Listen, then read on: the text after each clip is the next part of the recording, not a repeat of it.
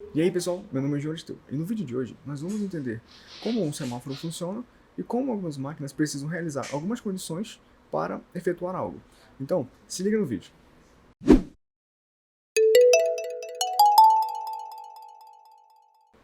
Bom pessoal, a maioria dos semáforos no Brasil utiliza uma programação com um tempo pré-determinado, ou seja, o tempo que a luz vermelha fica acesa independe da passagem ou não de veículos pela via. Já existem semáforos chamados inteligentes, que consideram o fluxo dos carros, mas o seu custo de manutenção é altíssimo, o que inviabiliza um pouco a sua utilização. Então acho que você talvez ainda não tenha visto nenhum desses no Brasil. Então, vamos falar agora de um semáforo um pouco mais comum, que é o semáforo dos pedestres. Você deve ter observado que alguns semáforos de pedestre têm um botãozinho ali. A função daquele botão é a seguinte: se você apertá-lo, o tempo de sinal verde dos veículos diminui para que os pedestres consigam atravessar a rua. Repare que, se você não apertar aquele botão, a programação do semáforo não vai mudar, ou seja, o tempo de sinal verde dos veículos vai permanecer o mesmo para o qual já foi feita a programação. Então, aí temos um exemplo de uma condição que deve ser cumprida para que uma máquina mude seu comportamento. Bom, pessoal, assim como as pessoas, as máquinas também precisam atender algumas condições para realizar uma saída desejada. Antes de entender como indicar essas condições para a máquina, vamos entender o que seriam essas condições e como elas estão presentes no nosso dia a dia. Bom, o primeiro exemplo que eu vou te dar é de uma pessoa que está querendo sair de casa e ela não sabe se ela vai usar uma camisa de manga curta ou se ela vai usar uma camisa de manga comprida. Bom, ela tem que se atentar a duas condições.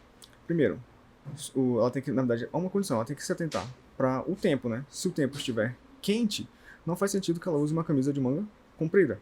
Se o tempo estiver frio, não faz sentido que ela use uma camisa de manga curta. E há uma área na matemática chamada lógica digital, que ela basicamente tem variáveis que só tem dois tipos de saídas, que são verdadeiro ou falso. E é basicamente essas coisas que o computador entende, que o verdadeiro do computador é o 1 e o falso é o 0. Bom, utilizando a lógica digital e reescrevendo aquele nosso exemplo, nós poderíamos escrever a seguinte sentença: se o tempo frio for verdadeiro, faz sentido o quê? Que a pessoa use uma camisa de manga comprida.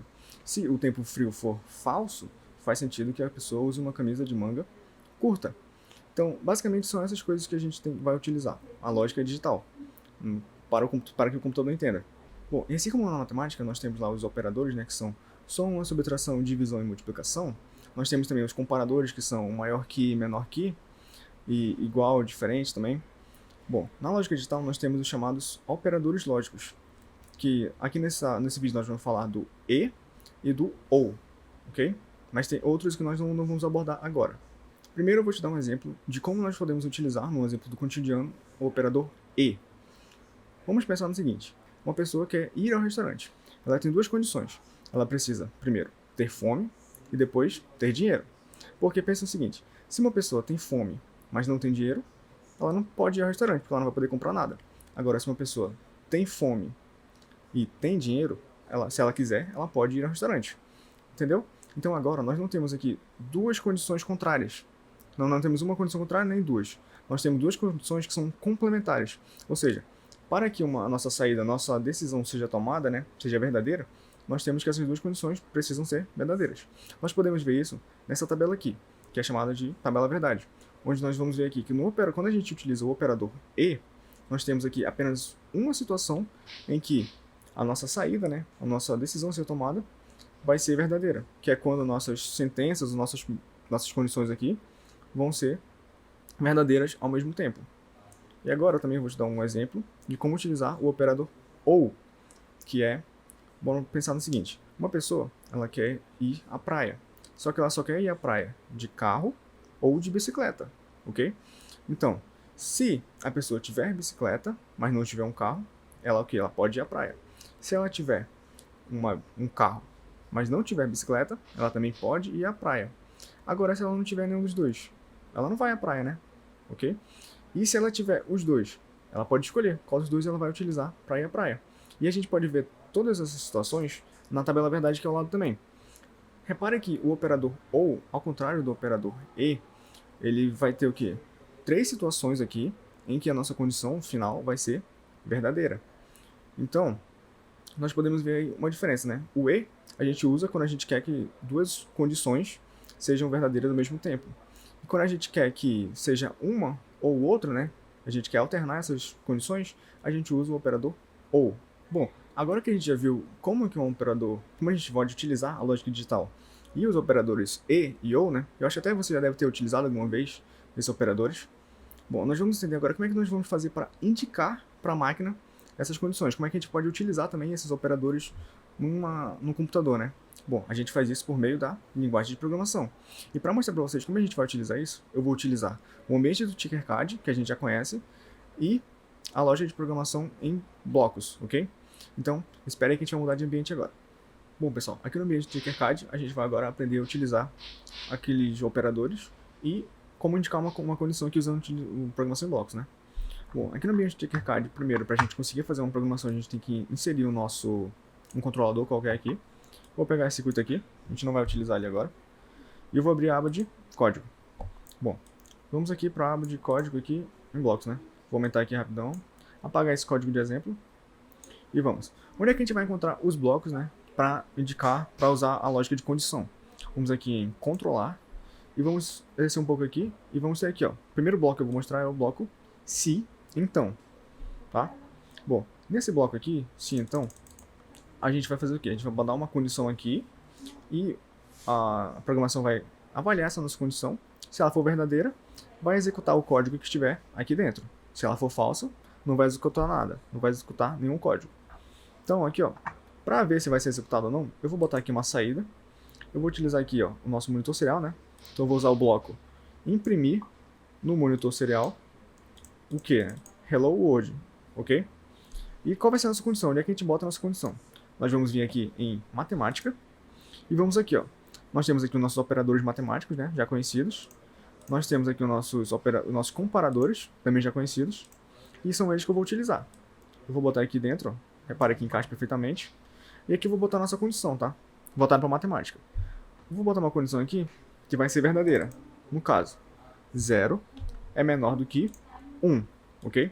Vamos rodar o código agora para ver o que acontece. Bom, o código está rodando. Eu vou abrir aqui o monitor serial. Repare que está aparecendo o quê? Hello World, né? Por quê? Porque essa condição aqui, 0 é menor do que 1, nós sabemos. E se isso é verdadeiro, né? O que acontece? Executa o código que está dentro do bloco. E é por isso que está acontecendo, né? E se eu botasse uma condição falsa ali em cima? Bora ver o que acontece? Antes disso, eu vou parar a simulação, vou limpar o monitor e vou botar uma condição falsa. Eu vou botar aqui 4 é menor do que 1. Se eu rodar, ó, não aparece nada. Está rodando já. Aqui nós vemos que está rodando. E não aparece nada, porque nossa condição é falsa. E quando a condição é falsa, utilizando esse bloco, ele vai para fazer nada, não entra nada. Só executa o que está aqui dentro, né? Quando é verdadeiro. Então, é assim que a gente usa o bloco se e então. Eu vou utilizar agora um outro bloco, que também é bem útil. Por exemplo, imagine que você quer fazer uma programação em que você não quer que a máquina execute algo quando for verdadeiro, quando a condição for verdadeira, mas sim que ela execute algo quando a condição for falsa. É para isso que nós temos aqui o bloco, esse aqui, ó, se, então, e uma aba de outro, ok? Vamos lá para matemática de novo, vamos utilizar o mesmo bloquinho aqui. E aqui nós vamos fazer o que, ó? Quando essa condição aqui do se for verdadeira, executa o que está no primeiro espaço aqui. Quando essa condição for falsa, executa o que está na aba do outro, ok? Então, da mesma maneira, eu vou botar o mesmo código aqui, que vai ser o de imprimir na serial, um texto, né? Eu vou escrever agora, para a gente saber, né? Condição verdadeira, né? E no outro eu vou botar condição falsa.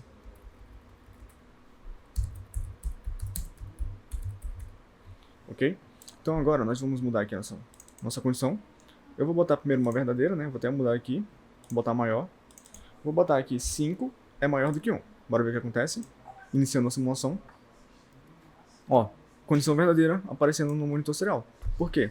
5 é maior do que 1. E quando a condição é verdadeira, eu já disse que vai ser executado o que está na primeira aba aqui, né?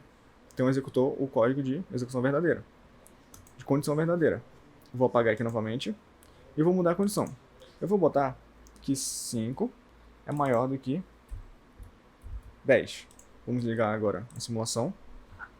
Ó, repare que caiu na outra aba, na condição falsa. Por quê?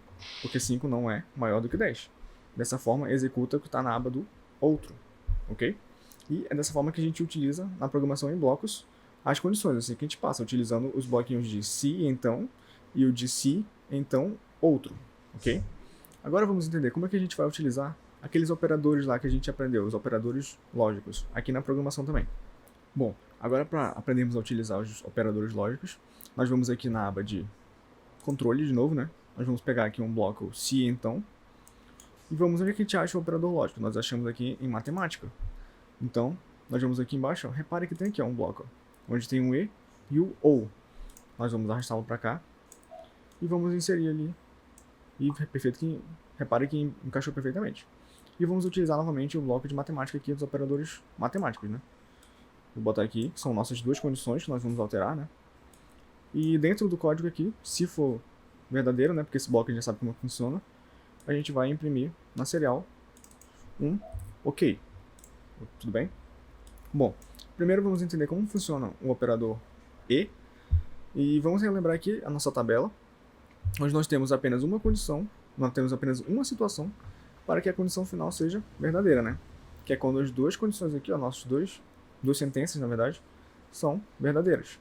Então vou botar aqui para que isso aconteça. Vou botar aqui, ó, 0 tem que ser menor do que 1 e 4 tem que ser menor do que 7, ok? Vamos rodar e ver o que acontece. Bom, perceba que no monitor serial está escrito OK. Por quê? Porque a nossa condição, as nossas duas condições são verdadeiras. Então, quando a gente utiliza o operador lógico e, as duas precisam ser verdadeiras para que essa condição externa aqui, no caso, seja verdadeira também e execute o código aqui de dentro. E se uma delas for falsa, né? Vamos ver. Vou apenas mudar aqui, ó. 0 maior do que 1. Vamos rodar. Vamos limpar também aqui. Ó, perceba que quando ligar a simulação, o que vai acontecer? Bom, iniciamos a simulação e perceba que o monitor serial está limpo, né? Por quê? Porque uma das condições é verdadeira, é falsas. Então, quando uma das condições é falsa, o operador lógico manda na saída falso. Então, o nosso bloco está funcionando corretamente. Agora vamos entender como é que a gente usa o operador OU. Vou mudar apenas aqui, vou mudar aqui, ó, OU, estou usando o operador OU agora, e vamos relembrar a tabela verdade dele. Na tabela dele, nós temos aqui 3 situações para que a nossa saída, nossa condição, seja verdadeira. Então, nós vamos ver isso agora. Ó, repare que essa primeira condição, nós vimos agora que ela é falsa. Mas essa segunda aqui é verdadeira, né? Porque 4 é menor do que 7. Então, se nós iniciarmos a simulação, nós vemos que escreve no monitor serial, porque uma delas é verdadeira. Então agora eu vou alternar. Eu vou botar essa daqui, do começo, essa primeira como verdadeira. Então, 0 menor do que 1. E a segunda eu vou botar como falsa, 4 maior do que 7. Se eu ligar a simulação, também escreve no monitor, ok? E se eu colocar as duas como verdadeiras? O que acontece, né? 4 menor do que 7. Também escreve no monitor as 3 situações para que a nossa saída seja verdadeira. A única para que ela seja falsa é quando a gente botar as duas sentenças, né, como falsas. O que vai acontecer? Nada. Não vai escrever nada no monitor serial. Então, é dessa maneira que a gente utiliza os operadores lógicos aqui na programação em blocos, ok? Bom, nós vimos que a utilização dos operadores e da lógica digital no Tinkercad é bem semelhante a dos exemplos que eu dei no começo da aula, né? A utilização deles, a lógica por trás é a mesma. Então, agora que a gente já entendeu o que são essas condições e como a gente passa isso para o computador, nós vamos fazer aqui um projetinho nessa aula, que vai ser desenvolver um semáforo bem simples, né? Um semáforo que tem a opção lá do botão do pedestre. Então, vamos voltar lá para o Tinkercad para começar esse projeto. Liga aí. Bom, pessoal, aqui no ambiente Tinkercad, a gente vai começar a nossa programação. Primeiro, nós vamos pegar aqui nossa placa de ensaio, né? Vou aqui na aba de Arduino. E vou pegar a nossa placa de ensaio. Já toda montada. Bom, agora eu vou montar o circuito e eu já volto aqui com vocês, ok? Então, esse aqui é o nosso circuito montado, ok? Bom, perceba que a gente está utilizando apenas LEDs e resistores. Vamos anotar agora os pinos dos LEDs para que a gente se identifique melhor lá na hora de fazer o código. Bom, aqui eu estou utilizando o pino 10 para a luz vermelha do semáforo dos veículos. Estou utilizando o pino 9 para a luz amarela do semáforo e o pino 8 para a luz verde. No semáforo dos pedestres, eu estou utilizando o pino 7 para a luz vermelha e o pino 6 para a luz verde, ok? E aqui o botão vai executar aquela função do semáforo dos pedestres, né? Que é de pedir a preferência na hora de atravessar, ok? Bom, com o nosso circuito já montado agora, nós vamos aqui abrir a aba de código, ok? E vamos iniciar a nossa programação. Primeiro, nós temos o quê? Que fazer a luz dos veículos ficar verde, né? Quando ela estiver verde, a luz dos pedestres tem que ficar vermelha. Então nós vamos aqui na aba de saída mesmo, e vamos aqui, ó, em definir pino como nível alto, ok? Ou também como nível baixo. Nível alto quer dizer o quê? Aceso, nós já vimos isso. Então eu vou definir qual pino? O pino do semáforo do semáforo dos veículos como verde, né? Então, como a gente vou pegar na minha cola, é o pino 8. Então, ó, pino 8 como nível alto. E vamos definir também o pino o quê? Do semáforo dos pedestres, que é o pino 7, que é o vermelho. Então vai ser pino 7 como nível alto. Vamos ligar aqui a nossa simulação para ver como fica. Ó, ligado aqui, né? Reparem. Então agora nós vamos fazer o seguinte. Quando ele estiver nessa condição, vamos supor que tem um pedestre querendo atravessar. Então ele chega lá e aperta o botão para que ele tenha preferência. E é nesse momento que a gente vai fazer o quê? A gente vai ter que fazer uma leitura, né? E repare aqui, como a gente já viu, esse movimento que ele aperta o botão, isso é uma condição. Então nós vamos utilizar o bloco se e então. E como a gente vai fazer essa leitura dos botões, né? Bom, isso é uma leitura digital. Então ela está na aba de entrada, ok? Porque é uma leitura. Nós vamos aqui, ó, ler pino digital. Ó, perceba que não encaixa, né? Porque nós temos que utilizar um desses aqui, ó, que é para botar na matemática, ok? Bom, para fazer a leitura do botão, a gente já está aqui na nossa aba de entrada, né? Já pegamos aqui o nosso... Vimos que não encaixa aqui no nosso bloco C. Então nós vamos lá na matemática, porque nós vamos utilizar um operador para comparar, né? Um desses aqui, ó. Maior, menor ou igual, né? Ao que? A gente vai já entender o que a gente vai comparar aqui. Bom, a gente vai botar aí, perceba que quando a gente tentar botar agora a leitura do pino digital, encaixou perfeitamente. Qual é o pino digital que eu estou utilizando? Eu não falei antes, né? Mas é o pino 4, ok? Então eu vou botar aqui, pino 4. Bom, agora o que a gente vai comparar com o quê? Vai ser maior, vai ser menor, vai ser igual? Bom, o botão a gente já sabe que ele é digital, então ele só tem dois valores, que é 0 ou 1. Nessa configuração que eu montei aqui, ela é chamada de pull down. Vocês podem dar uma pesquisada para entender melhor. Bom, ela é a seguinte, na hora que a gente aperta o botão, a entrada vai para nível lógico alto, ou seja, 1. Então a gente vai fazer o seguinte, se a leitura do pino digital, ou seja, a leitura do botão for igual a 1, ou seja, tiver sido apertado, vai executar o código que estiver aqui dentro. Aqui dentro a gente vai continuar com o nosso código, com a nossa lógica, né?